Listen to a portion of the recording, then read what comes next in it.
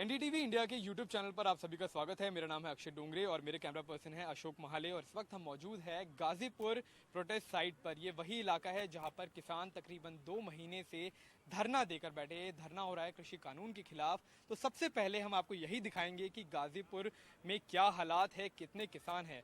तो इस वक्त हम उस फ्लाईओवर पर मौजूद है जहाँ पर किसानों का एक स्टेज है। पर अगर इससे नीचे देखें तो आपको दिखेंगे ये सभी किसान हैं जो यहाँ पर धरना दे रहे हैं। इन किसानों की संख्या खास तौर पर उस दिन के बाद बढ़ी जब किसान नेता राकेश टिकैत ने एक अपील करी कि ज़्यादा से ज़्यादा लोग यहाँ पर पहुँचे और उन्होंने ये भी कहा कि जब तक कृषि कानून वापस नहीं होंगे वे यही रहेंगे। लेकिन यहाँ पे सबसे हैरान कर देने वाले दृश्य ये है, नीचे आप देख सकते हैं कि कितने बैरिकेड्स की लेयर यहाँ पर लगाई गई है। दूसरी तरफ यहाँ पर सेंट्रल आर्म पुलिस फोर्सेज यानी सीआरपीएफ, सीआईएसएफ की टुकड़ियाँ कई सारी तैनात है। उनके साथ दिल्ली पुलिस के भी कई सारे अधिकारी और कई सारे सिपाही मौजूद है। लेकिन सबसे चौंका देने वाली चीज़ ये है कि किसानों को रोकने के लिए किस तरह से न सिर्फ एक बल्कि 10 से ज़्यादा लेयर्स यहाँ पे बैरिकेड की लगाई गई है। इस तरह से अरेंजमेंट करे गए हैं कि किसान किसी भी हालत में दिल्ली की तरफ ना जा पाए। तो इस वक्त हम उत्तर प्रदेश की तरफ वाली बॉर्डर में हैं और इन बैरिकेड से दूसरी तरफ राजधानी दिल्ली पड़ती है। और यहाँ पर जो सबसे हैरान कर देने वाली चीज़ें यही है कि ना सिर्फ बैरिकेड रखे गए या फिर उनके ऊपर बार्ब्ड वायर यानी कटीली तारें लगाई गई, बल्कि ये आप देख सकते हैं ये वेल्डिंग करी गई है। तो इसको हिलाना अब बिल्कुल नामुमकिन है। यहाँ पर इसको जोड़ दिया गया है, इन सभी बैरिकेड्स को फ्लाईओवर से जोड़ दिया गया है कि अगर बल का भी प्रयोग किया जाए तो भी किसान दिल्ली की तरफ ना जा पाए। नीचे वही दूसरी तरफ आपको दिखेगा कि किस तरह से जो कंक्रीट के ब्लॉक्स है उनके बीच में एक तरह से सीमेंट भर दिया गया है ताकि कोई भी मूवमेंट पॉसिबल ना हो पाए। सभी आप देख सकते हैं जितने भी जवान हैं नीचे वो सभी अपने अपने टेंट के अंदर बैठे हुए हैं। उस तरफ आपको गाड़ियां दिखेंगी जहां पर सभी सीआरपीएफ या फिर सीआईएसएफ के जवान दिखेंगे। दिल्ली पुलिस के भी जवान यहां पर मौजूद है। ना सिर्फ इनको इन बैरिकेड्स को यहाँ फ्लाईओवर पर जोड़ा गया बल्कि जमीन में ये लोहे के रॉड गाड़ कर भी इन्हें मजबूती से यहाँ जोड़ने का अधिकारियों द्वारा या फिर एडमिनिस्ट्रेशन द्वारा काम किया गया है। यहाँ पर एक बोर्ड यहाँ पर एक बैनर लगाया गया है कि आप सभी को सूचित किया जाता है कि धारा 144 सीआरपीसी लागू है, या जिसका मतलब है कि लोग यहाँ पर भारी संख्या में जमा नहीं हो सकते। और आप दूसरी तरफ देखेंगे तो वो दिल्ली का नज़ारा है। ये गाजीपुर का इलाका है और दिल्ली के नज़ारे में आप देख सकते हैं वहाँ पर वज्र का एक टैंक खड़ा है जिससे टीयर गैस छोड़े जाते हैं। दूसरी तरफ वहाँ पर एक वाटर कैनन भी मौजूद है। जितनी भी पीछे बसें, जितने भी वाहन हैं वो सभी पुलिस वालों के हैं, सीआरपीएफ के, सीआईएसएफ के, तो फोर्सेस के सारे ये यहाँ पर वाहन मौजूद है।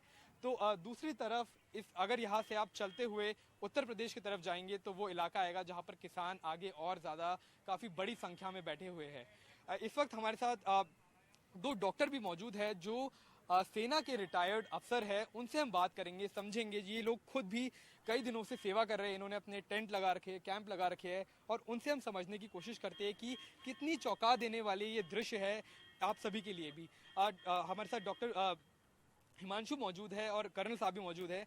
ये दोनों रिटायर्ड है फौज से और इनसे हम समझने के सबसे पहले कि कितना हैरान कर देने वाले दृश्य आप लोगों के लिए है। सर, आप रिटायर्ड है, सेना के अफसर रिटायर हुए हैं। किसानों का एक आंदोलन चल रहा है। सबसे पहली बात, एक किसान यहाँ पर बैठे हुए हैं पिछले तकरीबन 2 महीने से ज़्यादा से। ये लोग यही कहते हैं, यही मेंटेन कर रहे हैं कि हम शांति से यहाँ बैठे हुए हैं, हमारी कुछ मांग है, डेमोक्रेटिक प्रोसेस के थ्रू हम ये अपनी मांग सरकार से मनवाना चाहते हैं। लेकिन ये जो बैरिकेडिंग है, बार्ब्ड वायर्स है, वज्र का एक गाड़ी खड़ी है, लोहे से वेल्डिंग करके इन बैरिकेड्स को जोड़ दिया गया है। क्या आपके मन में ख्याल आता है इन सब चीज़ों को देखने के बाद?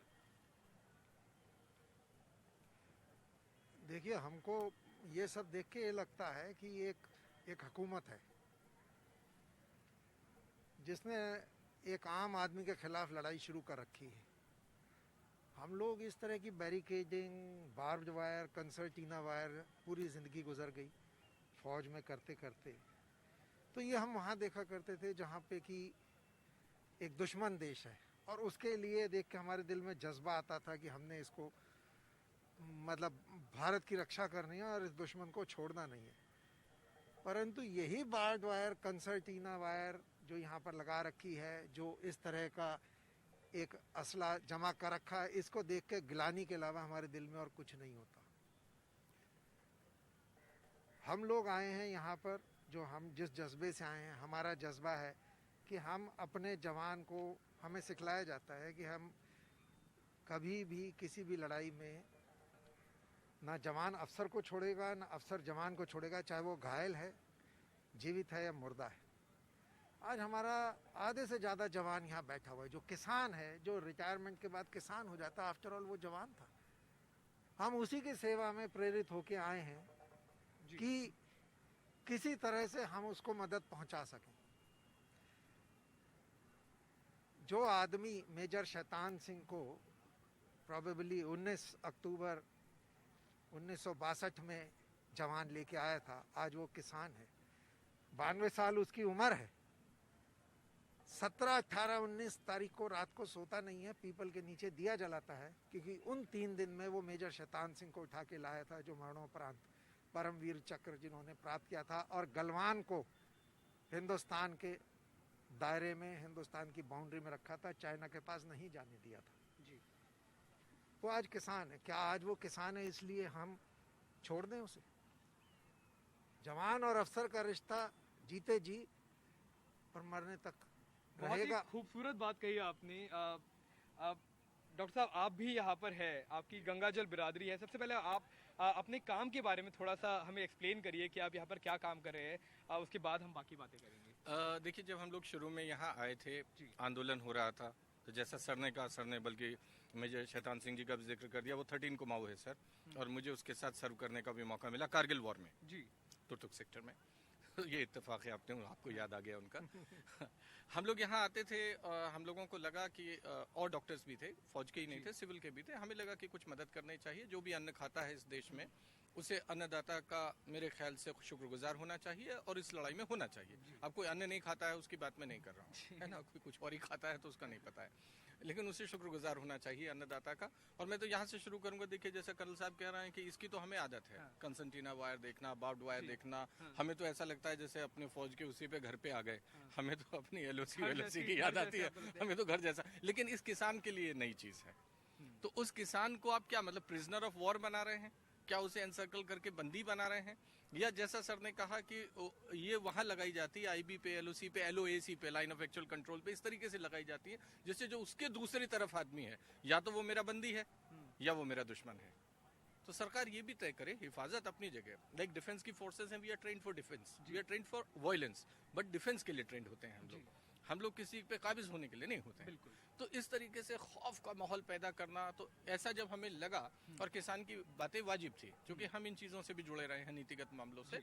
और हम लोगों ने एक दिया था समुचित दाम समय पे भुगतान वाला, हमने एक दिया था, और कर्जा माफी का। खुद तो किसान है, हम किसान हैं जी। अच्छा, तो आप जैसे कि आप जी हमारे यहाँ गन्ना की, गेहूं की खेती होती है, तो हम तो खुद किसान हैं। मेरे नाम पे गन्ने का बॉन्ड आता है, तो ऐसी बात नहीं है। पूछते नहीं, हम लोग उस पृष्ठभूमि से आते हैं, तो हमारी सहज सहानुभूति इन मुद्दों पर है, और इस मुद्दे की महत्ता भी हम लोग समझते हैं। ऐसा नहीं है कि हम फौज में अफसर हो गए तो हमें इसकी महत्ता नहीं पता, हमें इसकी महत्ता मालूम है। तभी आप शायद यहाँ पर मौजूद भी हैं। हम तो पहले दिन से आए, क्योंकि हमें तो मुद्दा भी पता था, और हम 10 साल से इस मुद्दों के लिए लड़ रहे हैं जी। समुचित दाम, समय से भुगतान, बिल्कुल बड़े गन्ना किसानों की बात होती है। तो मेजर साहब, ये तो हम लोग मैं बस ये कह रहा था, हम तो इलाज के लिए आए थे। हमें लगा कि साहब यहाँ छोटी मोटी फिर दवाइयाँ, जेब से हम लोगों ने पैसा इकट्ठा किया, दवाई लाए। फिर हमें लगा कि शायद दवाइयों का इस्तेमाल नहीं हो पा रहा है, क्योंकि कोई डिस्पेंसिंग के लिए नहीं है, फार्मासिस्ट नहीं है, डॉक्टर नहीं है। तो हम लोग डॉक्टर आने शुरू हुए, 5-7 डॉक्टर। फिर हमने देखा कि हमें कोई जगह तो चाहिए जहाँ मरीज आवे और एक व्यवस्था बने। तो फिर हम लोग मेरठ से ही 5-7 लोगों ने हमने एक स्ट्रक्चर बनाया, गंगाजल बिरादरी का, वहीं मंच के पास लगा हुआ है, और वहाँ हम लोग बैठने लगे। आज ईश्वर के सौभाग्य से देखिए, जब शुभ की शक्तियाँ इकट्ठी होती हैं, तो कहाँ से आपके प्रति समर्थन आता है। आज 25-30 डॉक्टर्स हैं, हम लोग आपस में ड्यूटी लगाते हैं, और रोस्टर से चला के हम लोग चलाते हैं। अब आप कुछ गन्ना किसान पे पूछ रहे थे, मैंने बीच में मेजर साहब गन्ना किसान की बात भी करेंगे, लेकिन आप जब, जैसे कर्नल साहब ने बताया, जैसे आप ये सब पूरा बंदोबस्त देखते हैं, जैसे आप बता रहे हैं कि दुश्मनों को रोकने के लिए ऐसे बंदोबस्त किए जाते हैं, क्या किसान दुश्मन है या कौन दुश्मन है? नहीं, ये सरकार समझे ना, क्योंकि क्या है कि डिसेंशन, मैं कहूंगा डिसेंशन is the essence of democracy. असहमति के जो स्वर होते हैं, वो प्रजातांत्रिक व्यवस्था को सुदृढ़ भी करते हैं और समृद्ध भी करते हैं। ये सहज बात इस वर्तमान सरकार को समझ आनी चाहिए। अन्नदाता है एक तो अन्नदाता है ना, बिल्कुल, उसके साथ इस तरीके का सम्मानजनक व्यवहार, आपके देश का आदमी है, उसकी बात तो आपको सहजता से सुननी चाहिए, आपको सहृदयता, सहानुभूति से सुननी चाहिए। अपने व्यूअर को दिखाने के लिए हम लोग उस तरफ भी चलते हैं, आप मेरे साथ आते रहिए। तो और हम उस बात को सुनने के बजाय आप क्या कर रहे हैं, उसे दबाने की कोशिश कर रहे हैं। तो जो मैंने कहा, डेमोक्रेसी में डिसेंशन तो एसेंस ऑफ डेमोक्रेसी है, उससे तो संवर्धित होती है। और इत्तेफाक से मुझे तो कई प्रधानमंत्रियों के साथ काम करने का मौका मिला है। हम लोग सामान्यतः उस जो एक राजनीतिक व्यवस्था है उसे भी मैं समझने वाला आदमी हूँ। ऐसा नहीं है कि मैं उससे अनुभवी हूँ, नहीं जानता हूँ। हम फौज की गरिमा भी जानते हैं, राजनीतिक व्यवस्था भी जानते हैं। तो मुझे तो ऐसे प्रधानमंत्री का भी पता है जिनसे हमारा पारिवारिक बड़ा अच्छा संबंध रहा, माननीय चंद्रशेखर जी। भाई एक बार उनके जमाने में जब वो प्रधानमंत्री थे तो मिलिटेंट्स का मसला उठा था पंजाब में। उन्होंने 2-3 महीने में ही ये स्थिति पैदा कर दी थी कि पंजाब में चुनाव होने लगे थे। पंजाब को मैं विशेष इसलिए दे रहा हूं क्योंकि यहाँ पंजाब से शुरू हुआ है आंदोलन। तो ऐसी स्थिति जब देश में चल रही थी, जबकि मिलिटेंसी इन्फेस्टेड था, आतंकवाद का बोलबाला था, उस आदमी ने उस समय बड़ा आरोप लगा था। आज अब मीडिया के बारे में बड़े बड़े शब्द इस्तेमाल करते हैं, मैं नहीं कर रहा हूँ, है ना। लेकिन वो जो शब्द हैं उस समय भी उस प्रधानमंत्री की बड़ी आलोचना हुई थी। लेकिन उस बांदे ने क्या कहा था?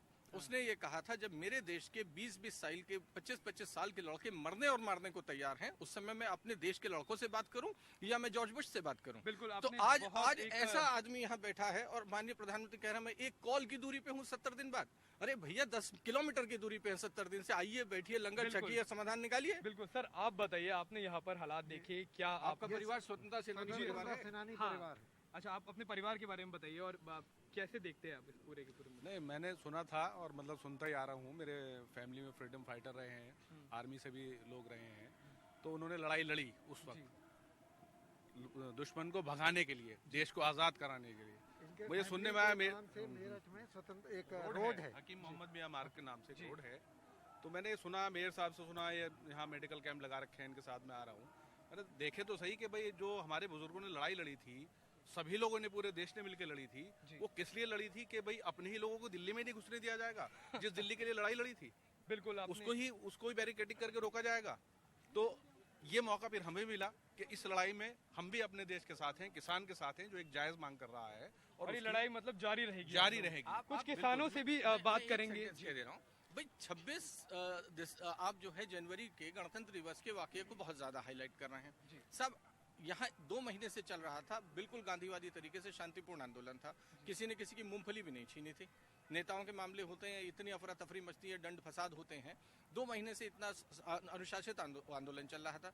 एक गलती जो हमारी है भी नहीं, और हमारा स्पष्ट कहना है कि जो भी था, हम कह रहे हैं जो भी था, अव्वल तो हमारा था ही नहीं, क्योंकि हमारे रूट पे लाल किला नहीं था।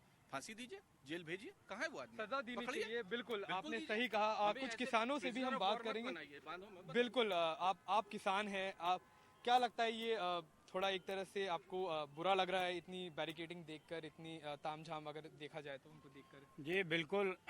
कुलदीप त्यागी, भारतीय किसान आंदोलन से जी। हम 2 महीने से ऊपर हो गए। यहाँ बैरिकेडिंग सरकार ने जो लगाई है, हम लोग दिल्ली में सरकार के पास आ रहे थे अपनी बात रखने, क्योंकि हम रोटी सब्जी खा के अपना गुजारा कर रहे थे। हम ये सोच रहे थे शायद हमारे बच्चे पढ़ लें, कुछ रोजगार मिल जाए, उसके लिए आ रहे थे अपनी बात रखने। क्योंकि बिल से हमें ऐसा लगा कि आगे भविष्य में हमारे बच्चों का भविष्य खराब होगा, उसके लिए आए थे।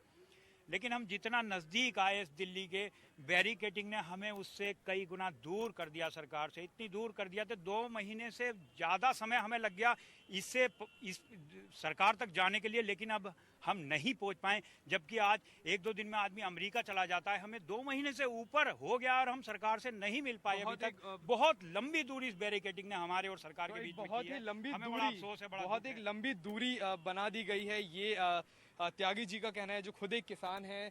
तो सवाल कई है, जवाब देने वाला कोई नहीं है कि क्यों इतनी सुरक्षा बढ़ाई जा रही है, इतने तामझाम किए जा रहे हैं, इतने बैरिकेड लगाए जा रहे हैं। लेकिन जय जवान जय किसान के नारे में यहाँ पर एक तरफ जहाँ जवान परेशान है, वहीं दूसरी तरफ किसान भी परेशान है।